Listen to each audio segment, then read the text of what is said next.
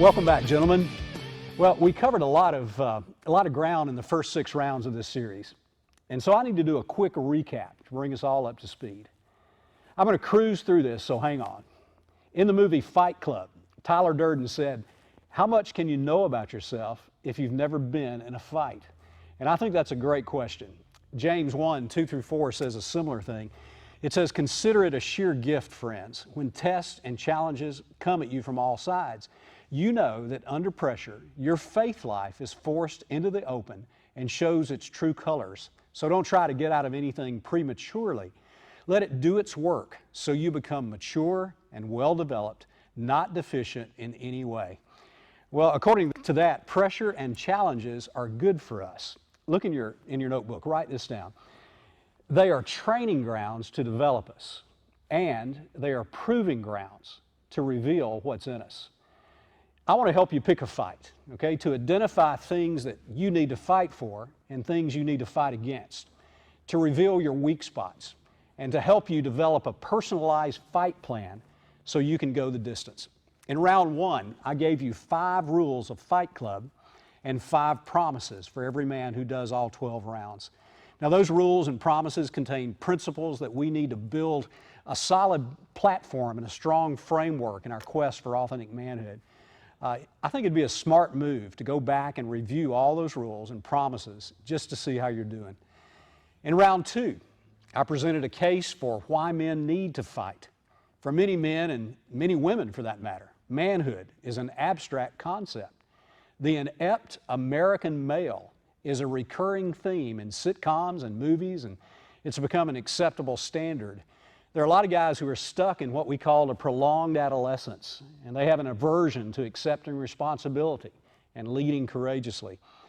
Another line from the movie Fight Club says, "I can't get married. I'm a 30-year-old boy." Well, men need to fight because the health of our society depends on it.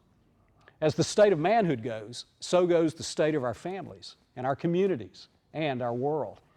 Men are created to be producers, not just consumers. And real men are defined by the legacy they leave, the life and the fruit that comes out of them, not by what they take in. In round 3, we exposed and analyzed the strategy of our common enemy. There's a spiritual battle in which we're all engaged, and our common enemy is the devil. The timeless truth of the Scriptures clarifies this battle. In 1 Peter 5:8-9, it tells us to be self-controlled and alert. Your enemy, the devil, prowls around like a roaring lion, looking for someone to devour. Resist him, standing firm in the faith, because you know that your brothers throughout the world are undergoing the same kind of sufferings. I think it's critical that we understand this and become sensitized to it. Now, not paranoid, but keenly aware of what's really going on around us.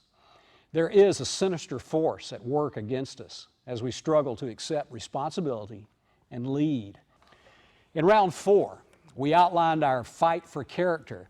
Andy Stanley had a great definition. He said that character is the will to do what is right as defined by God, regardless of personal cost. Character is a predecision to do what's right. And what is right is determined by God. Men of character live by standards, and a standard, if it's a standard, is non-negotiable. A man of character does what is right because it's right, not because it's convenient. In round 5, we learned how to fight for margin. Men who are winning the fight for margin allow more than enough time to be on time for a meeting. They don't spend all the money they make. They control their schedule instead of allowing their schedule to control them. We wrapped up the first half with a healthy perspective of money and possessions in round 6. I think John Wesley summed it up best. He said, "Gain all you can, save all you can, and give all you can." In the end, life is not about the money you make and the stuff you acquire. Because regardless of how much or how little you have now or how much you will or won't have in the future, a man of honor and character will be defined by 3 words: freedom, contentment, and generosity. The questions that need to be answered are, how free are you? How content are you? And how generous are you? Now, guys, those are just highlights from the first half. If you're just now joining us, I encourage you to go back and watch or listen to each round. It'll help you to lay a good foundation for the next 6. So, here we go. Let's do round 7 and our fight for discipline. What comes to your mind when you hear the word discipline? A lot of people have got a lot of thoughts about it. I Googled discipline and I got 83.5 million results. So I've got my work cut out for me to kind of refine our focus and help us understand why discipline is on our list of things we need to fight for. So how do we go about doing it? Well, I read an interesting article. It was unrelated to my research on discipline. It was published in Fast Company magazine by Dan and Chip Heath. It was titled Turning Vitamins into Aspirin, Consumers and the Felt Need. It basically said that our culture doesn't want vitamins. People want aspirins. In other words, something that will make you healthy is not nearly as desirable as something that will just ease your pain. The problem is, I think, painkillers are designed to ease symptoms, but they don't necessarily address the cause of the pain. The conclusion of the article is, if entrepreneurs want to succeed, well, they'd better be selling aspirins and not vitamins. From my perspective, I see discipline as a vitamin that can make you healthy, which will in turn ease your pain. And so I guess my mission is to make you think it's an aspirin so you'll want it. Americans in general are pleasure seekers and they'll try at all costs to avoid pain. But discipline can be painful in itself. But here's the thing, the pain of discipline is good for us. Motivational speaker Jim Rohn said this. He said, we must all suffer one of two things, the pain of discipline or the pain of regret or disappointment. If you can see beyond the temporary pain of discipline and see the relief it brings from the pain of regret or disappointment, then I think you can experience long-term benefits on the path of discipline. In the principle of the path, how to get from where you are to where you want to be, Andy Stanley explains that a highway leads where it leads, regardless of who's on it. For instance, there are financial paths that lead to predictable financial destinations. There are relational paths that lead to predictable relational destinations. There are dietary paths that lead to specific health destinations. There are emotional and spiritual paths that lead to predictable, emotional, and spiritual destinations. Now, we all know people whose lifestyle decisions put them on a path that led them to a self-destructive dead end. You see, you and I have a choice. We can ignore the principle of the path and keep traveling down the same roads, encountering the same pain of regret and disappointment, and keep looking for painkillers to numb us and sedate us, or we can exercise discipline. Even though in itself it can be painful at first, we can find a better path that leads to a healthier destination. In fact, I want to suggest that we exercise discipline in the first place, that we're proactive before the pain of regret and disappointment, so we can avoid the wrong paths to begin with, because learning from experience sometimes brings with it a lot of collateral damage. Here's an excerpt from The Principle of the Path. Andy Stanley says this. He says, perhaps you've heard someone make the argument that experience is the best teacher. Well, that may be true, but that's only half the truth. Experience is often a brutal teacher. Experience eats up your most valuable commodity, time. Learning from experience can eat up years. It can steal an entire stage of life. Experience can leave scars, inescapable memories, and regret. Sure, we all live and learn, but living and learning don't erase regret. And regret is more than memory. It's more than cerebral, it's emotional. Regret has the potential to create powerful emotions. Emotions with the potential to drive a person right back to the behavior that created the regret to begin with. If regret can be avoided, it should be. Well, I think it can be avoided with the right kind of discipline. Discipline is a vitamin to make you healthy. But wait, there's more. It's also an aspirin to ease the pain. And if you call right now, you can get a 30-day supply for only $29.95 plus shipping and handling. No, it's not that easy. I want to show you how it really works. The first thing I want you to see is that discipline can come from two directions. First of all, there is a discipline from without, and then there is a discipline from within. In general, external discipline is control that is gained by enforcing obedience or order. It can come in a lot of different packages. For instance, if you're caught going 60 in a 45, well, a policeman may stop you and enforce control. That's one of the things a law enforcement officer does. He enforces obedience and order. Then there's discipline from within, or internal discipline. And that's restraint exercised over one's own impulses, emotions, or desires. This would be called self-discipline. It's not imposed upon you, it's discipline that you apply to yourself. This is the kind of discipline that can separate the first-string players from those who sit on the bench. Sometimes it's not a matter of skill or size, it's a matter of applying the skill that has been refined and directed by discipline. In academics or athletics or the arts or business, even in relationships, success generally comes to the self-discipline. I've learned that discipline from both directions is necessary. For example, you may exercise self-discipline and set a goal to get into better physical shape.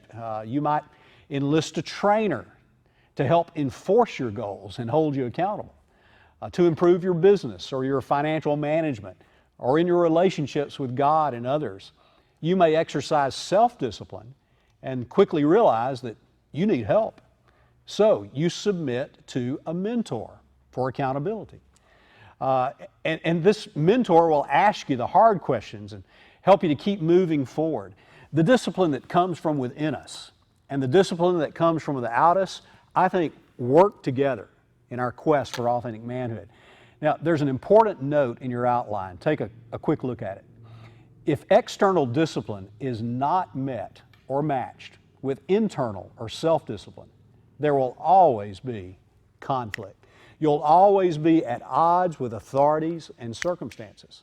Discipline will always have to be imposed on you. Now, you might think that everyone else is the problem. You may do what you're told, but you'll never learn and never grow. You'll become just a grumpy old man. Well, let's take a look at what the Bible says about discipline. Discipline from God is evidence of a true believer. If you truly are a follower of Christ, then you have an eternal connection with God as your Heavenly Father. And just as a loving earthly father disciplines his children, God disciplines His children because He loves them. Hebrews 12, 5 through 8 says this. It says, "My son, do not make light of the Lord's discipline.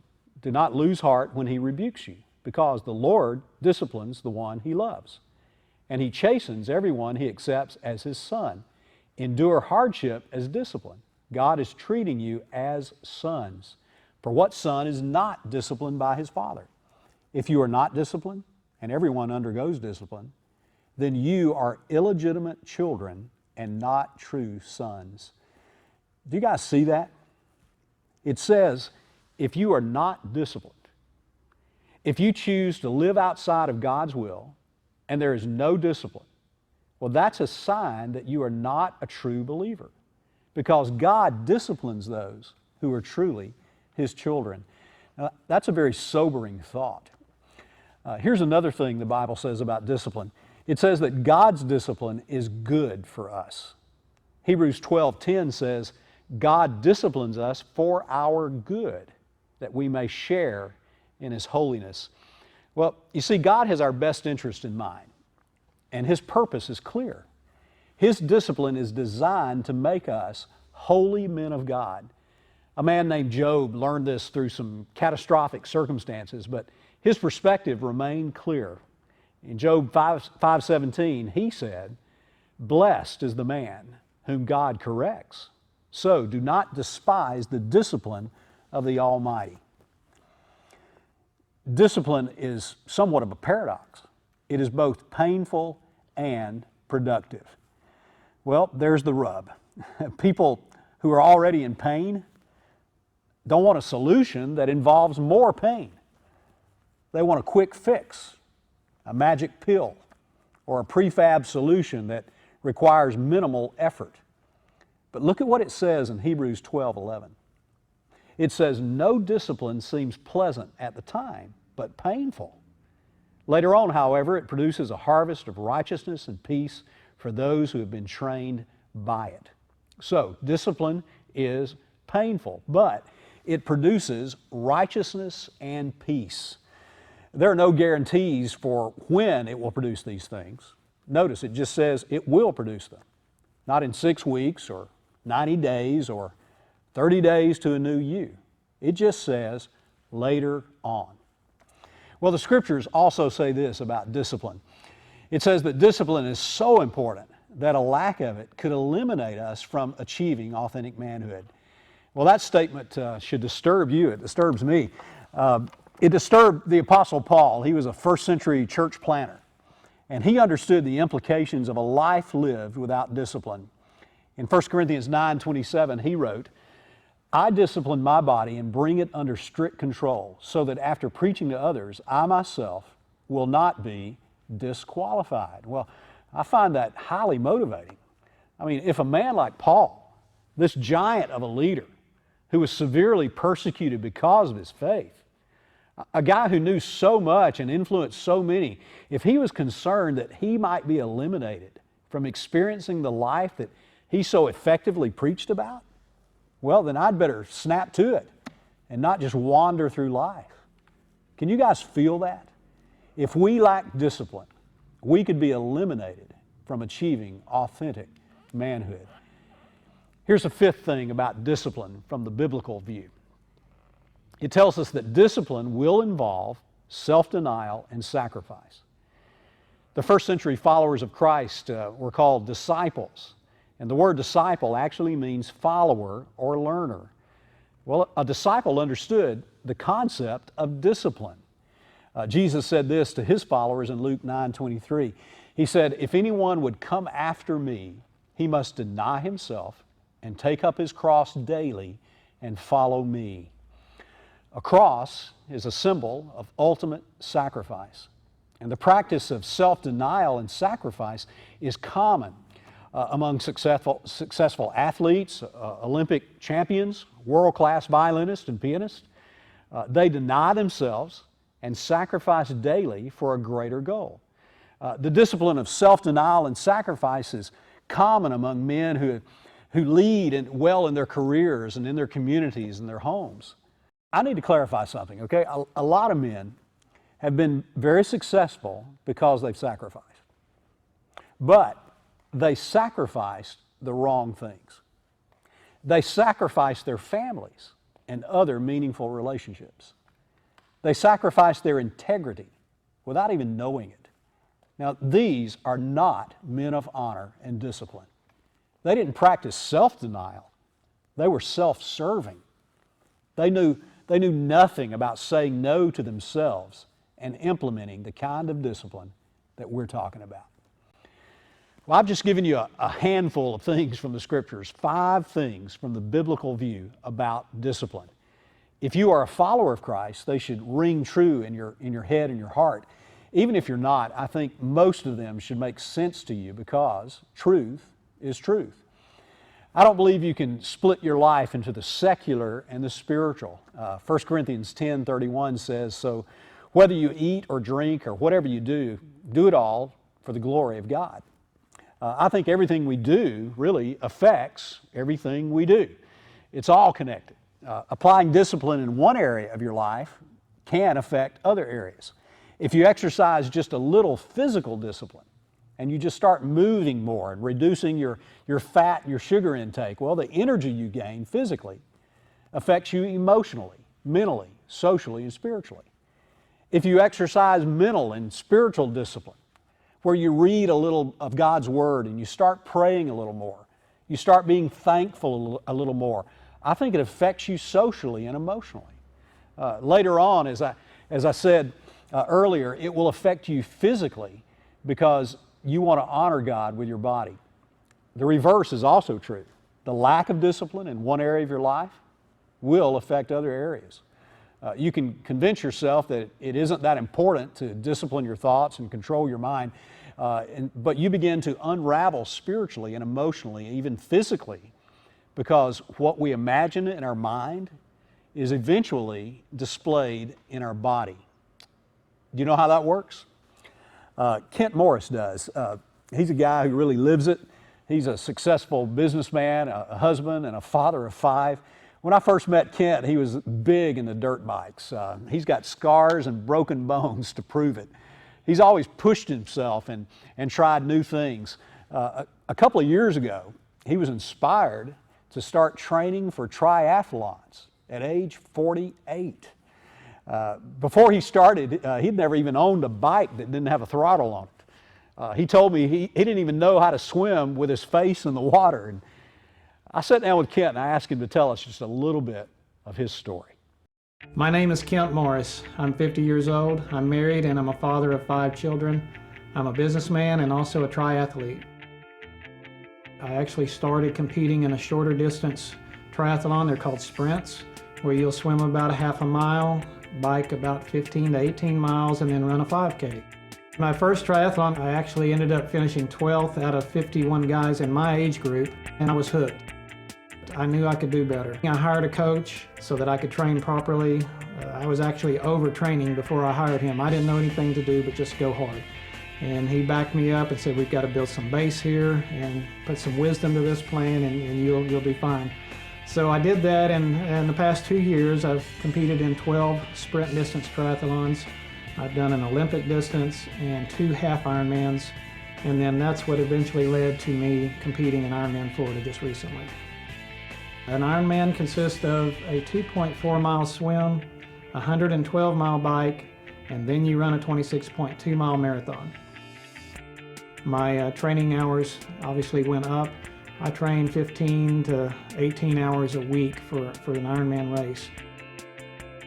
Discipline is very critical in training for an Ironman. You cannot wait and see if you wake up early in the morning. You cannot wait and see how you feel when you wake up. Basically, you pre-decide that this is what you're going to do tomorrow, the next day, and the next day, and you don't think about it. You just go do it. A lot of us wear a road ID bracelet that contains vital information about us in case there was an emergency. We're allowed to put on the last line of that bracelet a motivational phrase or whatever we want to put there. And what I have on mine is just 2 words. It's no excuses, and that really is my mentality and my approach to this training. You know, I never imagined that I could become an athlete at age 48. It's actually made me a better father, a better husband, better businessman, I believe. You begin to see how discipline in one area of your life pays off so much that you want to incorporate it into other areas of your life.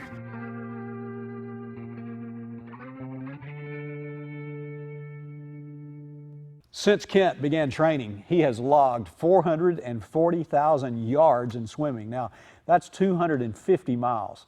He's logged 6,300 miles in biking and 1,842 miles in running.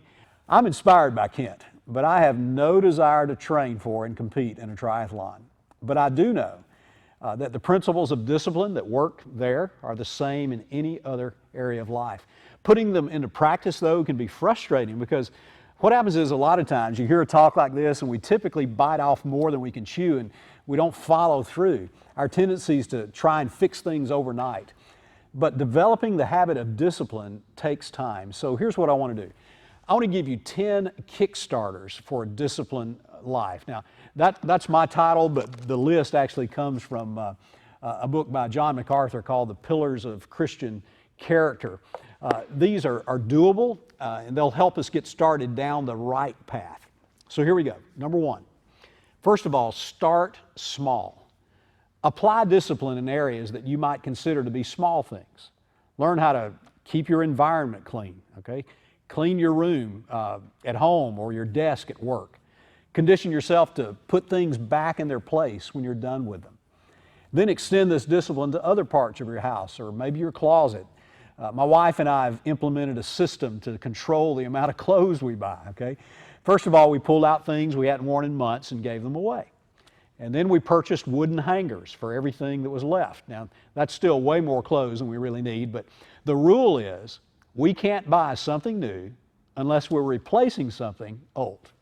Now, it works pretty well most of the time. So do this. How about your car? Take a look inside your car. Do you always have to clear a space for passengers to sit? What about your email inbox, your tax receipts? You know, a simple system on the front end of the year could relieve a lot of stress on the back end when it's tax time. The point is, learning self-discipline in the small things paves the way for big successes. Number 2, get organized. Make a schedule. Be as general or as specific as you're comfortable with. Use a daily planning book or a software time management solution on your computer.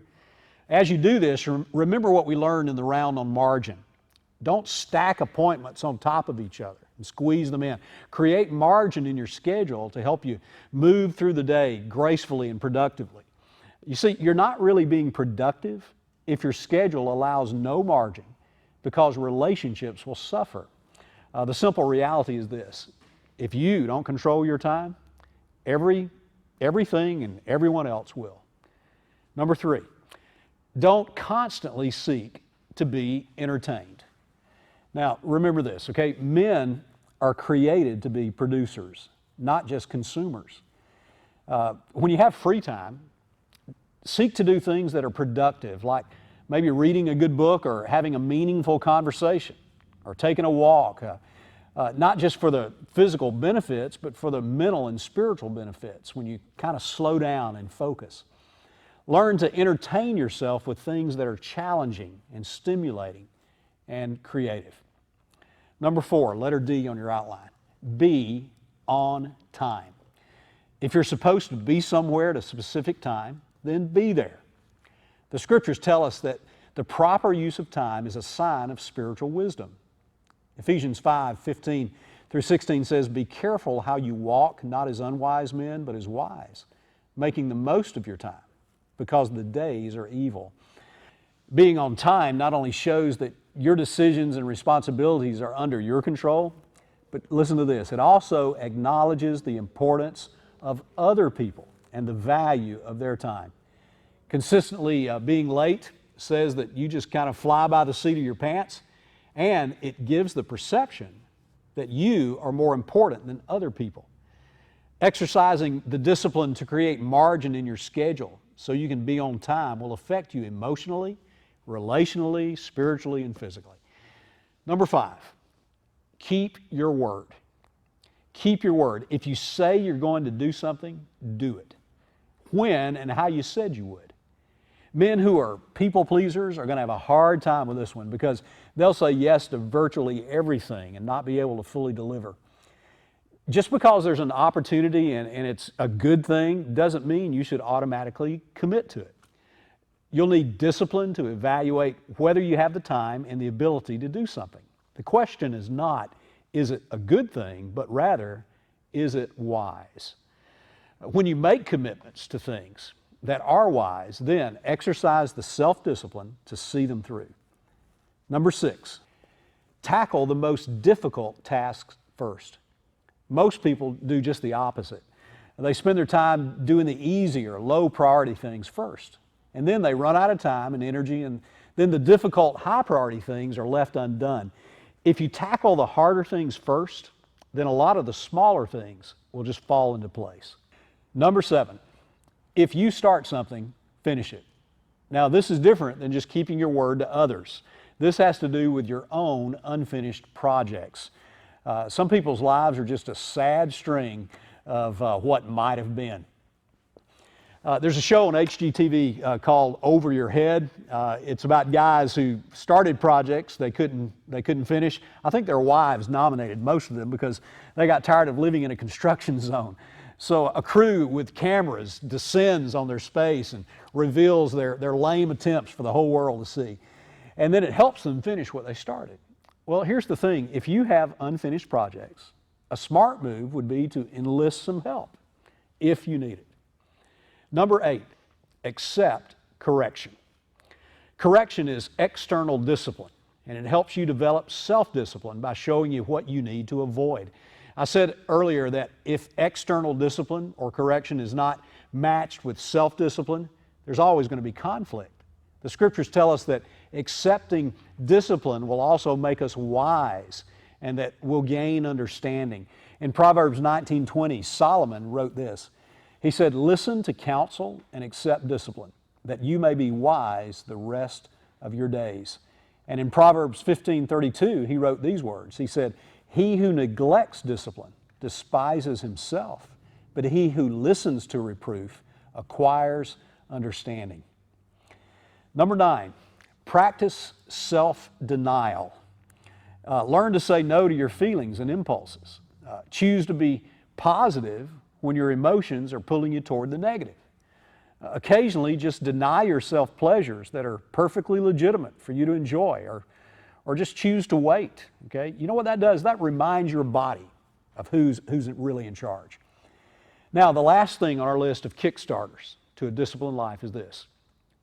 Welcome responsibility. Evaluate opportunities and step into new challenges. Volunteer for new things. That will force you to organize your life so you can accomplish what you commit to do.